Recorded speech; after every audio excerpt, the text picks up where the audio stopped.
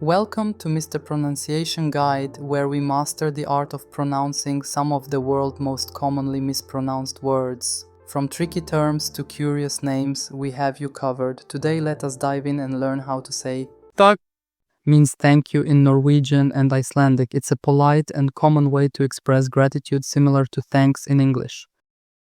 TaKk, TaKk, TaKk, TaKk, TaKk, TaKk, TaKk, TaKk, TaKk, TaKk, TaKk, TaKk, TaKk, TaKk, TaKk, TaKk, TaKk.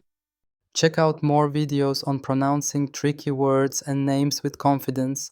Avoid common mispronunciations with tips from this video. If you found it helpful, I would love your support. Thanks for watching and I will see you soon.